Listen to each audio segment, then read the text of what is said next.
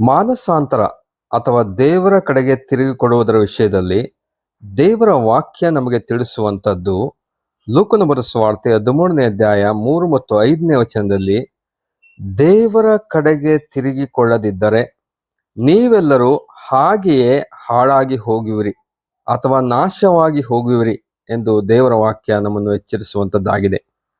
ಮಾನಸಾಂತರ ಅಥವಾ ದೇವರ ಕಡೆಗೆ ತಿರುಗಿಕೊಳ್ಳುವುದು ಎಂಬುದಾಗಿ ಹೇಳಿದರೆ ಅದರ ಅರ್ಥ ಏನು? ಮಾನಸಾಂತರ ಎಂದರೆ ಮನಸ್ಸಿನ ಬದಲಾವಣೆ. ಮನುಷ್ಯನು ಸ್ವಾಭಾವಿಕವಾಗಿ ತನ್ನ ಬಗ್ಗೆ, ತನ್ನ ಪಾಪದ ಬಗ್ಗೆ, ದೇವರ ಬಗ್ಗೆ ಅಥವಾ ದೇವರು ತಿಳಿಸುವ ರಕ್ಷಣೆಯ ಮಾರ್ಗದ ಬಗ್ಗೆ ಸರಿಯಾಗಿ ತಿಳಿದುಕೊಂಡಿರುವುದಿಲ್ಲ. ದೇವರು ತನ್ನ ವಾಕ್ಯದ ಮೂಲಕ ಆ ಸತ್ಯಗಳನ್ನು ನಮಗೆ ತಿಳಿಸಿಕೊಟ್ಟಿರುತ್ತಾನೆ. ಒಬ್ಬ ಮನುಷ್ಯನು ಆ ಸತ್ಯಗಳನ್ನು ತಿಳಿದು ತನ್ನ ಮನಸ್ಸಿನಲ್ಲಿ ದೇವರ ಕಡೆಗೆ ತಿರುಗಿಕೊಳ್ಳುವಂತಹ ಒಂದು ಬದಲಾವಣೆ ಅವನಲ್ಲಿ ಆಗುವಾಗ ಆ ಬದಲಾವಣೆಯು ದೇವರನ್ನು ನಂಬಲು ಕಾರಣವಾಗಬೇಕು. ಒಂದು ಉದಾಹರಣೆಯ ಮೂಲಕ ಇದನ್ನು ಅರ್ಥ ಮಾಡಿಕೊಳ್ಳಬಹುದು. ಒಬ್ಬ ಅಸ್ವಸ್ಥನಾಗಿರುವ ವ್ಯಕ್ತಿ ಮತ್ತು ವೈದ್ಯರ ಕುರಿತಾದಂತಹ ಒಂದು ಉದಾಹರಣೆ. ಸುಮಾರು 50 ವರ್ಷದ ವ್ಯಕ್ತಿಯೊಬ್ಬನು ಅಸ್ವಸ್ಥನಾಗಿರುವಂತನಾಗಿದ್ದಾನೆ. ಅವನು ವೈದ್ಯರ ಬಳಿಗೆ ಸಮಾಲೋಚನೆಗಾಗಿ ಹೋಗುವಂತನಾಗಿದ್ದಾನೆ. ವೈದ್ಯರು ಆ ರೋಗಿಯನ್ನು ಸಂಪೂರ್ಣವಾಗಿ ಪರೀಕ್ಷೆಗೆ ಒಳಪಡಿಸುವಂತರಾಗಿದ್ದಾರೆ. ಪರೀಕ್ಷೆಯ ನಂತರ ವೈದ್ಯರು ಅವನ ಅನಾರೋಗ್ಯಕ್ಕೆ ಕಾರಣವನ್ನು ಅವನಿಗೆ ತಿಳಿಸುವಂತರಾಗಿದ್ದಾರೆ. ಆ ಕಾರಣ ಏನಂದ್ರೆ, ಈ ರೋಗಿಯ ಅತಿಯಾದ ಒಂದು ಧೂಮಪಾನ ಇದಕ್ಕೆ ಕಾರಣ ಎಂಬುದಾಗಿ ತಿಳಿಸುವಂತರಾಗಿದ್ದಾರೆ. ಆಗ ಆ ರೋಗಿ ವೈದ್ಯರಿಗೆ, ಹೌದು ವೈದ್ಯರೇ, ನನಗೆ ಈಗ ಅರ್ಥವಾಗಿದೆ ಮತ್ತು ನಾನು ಈ ಧೂಮಪಾನದ ವಿಷಯವಾಗಿ ಮಾನಸಾಂತರ ಅಥವಾ ಮನಸ್ಸಿನ ಬದಲಾವಣೆಯನ್ನು ಮಾಡಿಕೊಳ್ತೇನೆ. ದಯವಿಟ್ಟು ಅದನ್ನು ತ್ಯಜಿಸಲು ಯಾವುದಾದ್ರೂ ಔಷಧ ಇದ್ದರೆ ನನಗೆ ನೀಡಿ ಎಂಬುದಾಗಿ ಹೇಳುವಂತನಾಗಿದ್ದಾನೆ. ಆಗ ವೈದ್ಯರು ಅವನಿಗೆ, ತುಂಬಾ ಒಳ್ಳೆಯದು, ಈ ಧೂಮಪಾನದ ಬಗ್ಗೆ ಮಾನಸಾಂತರ ಅಥವಾ ಮನಸ್ಸಿನ ಒಂದು ಬದಲಾವಣೆ ಆಗಿರೋದು ಒಳ್ಳೆಯ ಪ್ರಾರಂಭ.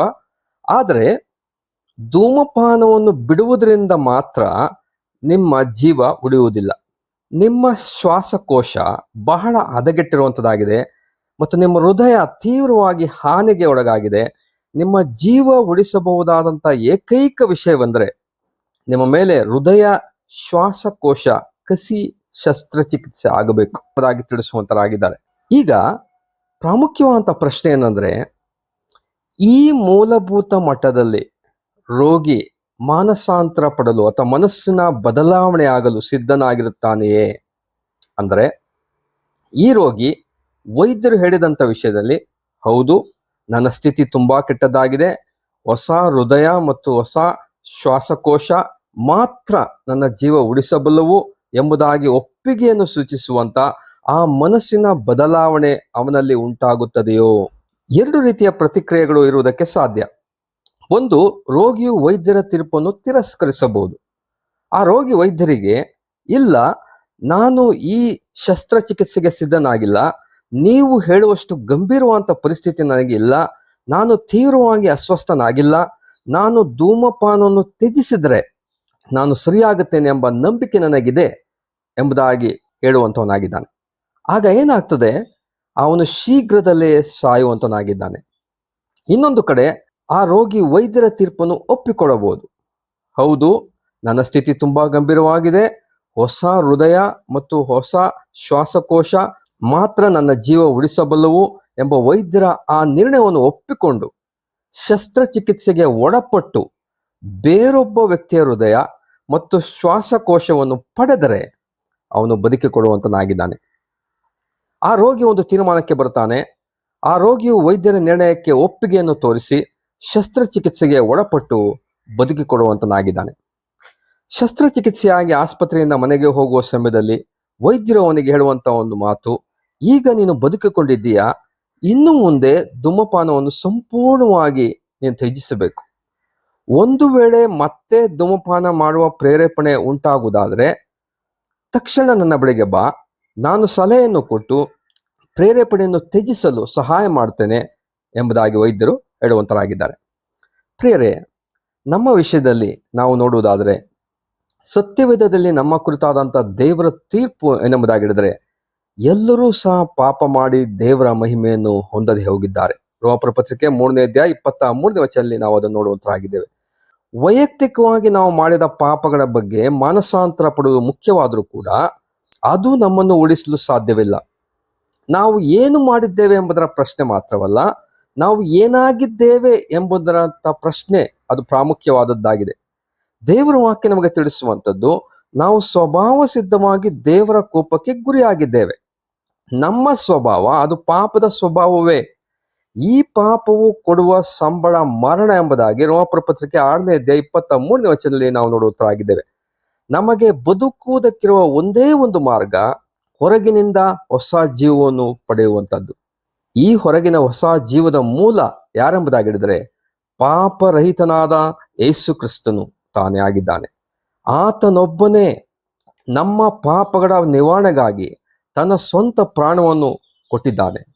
1 ಕೊರಿಂಥ 15ನೇ ಅಧ್ಯಾಯ 3ನೇ ವಚನದಲ್ಲಿ ಶಾಸ್ತ್ರದಲ್ಲಿ ಮುಂತಿಳಿಸಿರುವ ಪ್ರಕಾರ ಕ್ರಿಸ್ತನು ನಮ್ಮ ಪಾಪಗಳ ನಿವಾರಣೆಗಾಗಿ ಸತ್ತನು, ಹೂಣಲ್ಪಟ್ಟನು, ಶಾಸ್ತ್ರದ ಪ್ರಕಾರವೇ 3ನೇ ದಿನದಲ್ಲಿ ಎಬ್ಬಿಸಲ್ಪಟ್ಟನು ಎಂಬುದಾಗಿ ನೋಡ್ತೇವೆ. ರೋಮಪುರ ಪತ್ರಿಕೆ 6ನೇ ಅಧ್ಯಾಯ 10ನೇ ವಚನದಲ್ಲಿ ಆತನು ಸತ್ತದ್ದು ಒಂದೇ ಸಾರಿ, ಅದು ಪಾಪದ ಪಾಲಿಗೆ ಎಂಬುದಾಗಿ ನೋಡ್ತೇವೆ.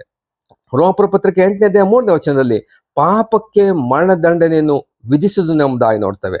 ಆತನೊಬ್ಬನೇ ಸತ್ತು ಹೂಣಲ್ಪಟ್ಟು ಎದ್ದು ಬಂದು ಸದಾಕಾಲ ಜೀವಿಸುವ ದೇವರಾಗಿದ್ದಾನೆ. ನಮಗೆ ಆತ್ಮೀಕವಾದಂತಹ ಹೊಸ ಜೀವವನ್ನು ಕೊಡಲು ಆತನೊಬ್ಬನೇ ಶಕ್ತನು. ಒಬ್ಬ ವ್ಯಕ್ತಿ ಈ ಹೊಸ ಜೀವವನ್ನು ಹೊಂದಬೇಕಾದ್ರೆ ಮಾನಸಾಂತರ ಅಂದ್ರೆ ಮನಸ್ಸಿನ ಬದಲಾವಣೆ, ದೇವರ ಕಡೆಗೆ ತಿರುಗಿ ಕೊಡುವಂಥದ್ದು ಮತ್ತು ಯೇಸು ಕ್ರಿಸ್ತನ ಮೇಲಣ ನಂಬಿಕೆ, ಈ ಎರಡು ವಿಷಯಗಳು ಒಬ್ಬನ ಜೀವಿತದಲ್ಲಿ ಇರುವಂಥದ್ದಾಗಿರಬೇಕು. ಆಗ ಮಾತ್ರ ಆ ನೂತನ ಜೀವವನ್ನು ಹೊಂದಲು ಸಾಧ್ಯ. ನಾವು ದೇವರ ವಾಕ್ಯದಲ್ಲಿ ಅಪೊಸ್ತಲರ ಕೃತ್ಯಗಳು 20ನೇ ಅಧ್ಯಾಯ 21ನೇ ವಚನದಲ್ಲಿ ದೇವರ ಕಡೆಗೆ ತಿರುಗಬೇಕೆಂತಲೂ ನಮ್ಮ ಕರ್ತನಾದ ಯೇಸುವಿನ ಮೇಲೆ ನಂಬಿಕೆ ಇಡಬೇಕೆಂತಲೂ ಎಂಬುದಾಗಿ ನಾವು ನೋಡುವಂತರಾಗಿದ್ದೇವೆ. ಹಾಗಾದ್ರೆ ಒಬ್ಬ ಪಾಪಿಯ ಜೀವಿತದಲ್ಲಿ ಆಗಬೇಕಾದ ಮಾನಸಾಂತರ ಎಂಬುದಾಗಿ ಹೇಳಿದರೆ ಮನಸ್ಸಿನ ಬದಲಾವಣೆ ಎಂಬುದಾಗಿ ನಾವು ಹೇಳುವಾಗ, ದೇವರು ನಮ್ಮ ಕುರಿತಾಗಿ ನಮ್ಮ ಪಾಪಗಳ ಕುರಿತಾಗಿ ತಿಳಿಸುವ ದೇವರ ಸತ್ಯವನ್ನು ಒಪ್ಪಿಕೊಡುವಂತ ಮನಸ್ಸು ಮತ್ತು ಅದಕ್ಕನುಸಾರವಾಗಿ ಪಾಪದ ಸಂಗತಿಗಳಿಗೆ ಬೆನ್ನು ಹಾಕಿ ನಾನು ಪಾಪಿ ಎಂಬುದಾಗಿ ಒಪ್ಪಿಕೊಂಡು ಹೃದಯಪೂರ್ವಕವಾಗಿ ದೇವರ ಕಡೆಗೆ ತಿರುಗಿ ಕೊಡುವಂತ ಒಂದು ಮನಸ್ಸು, ತಗ್ಗಿಸುವಿಕೆಯ ಹೃದಯದಿಂದ ದೇವರ ಕೃಪೆಯನ್ನು ಬಯಸುವಂತ ಒಂದು ಮನಸ್ಸು ಒಬ್ಬ ಪಾಪಿಯ ಜೀವಿತದಲ್ಲಿ ಬರುವಂಥದ್ದೇ ನಿಜವಾದ ಮಾನಸಾಂತರ.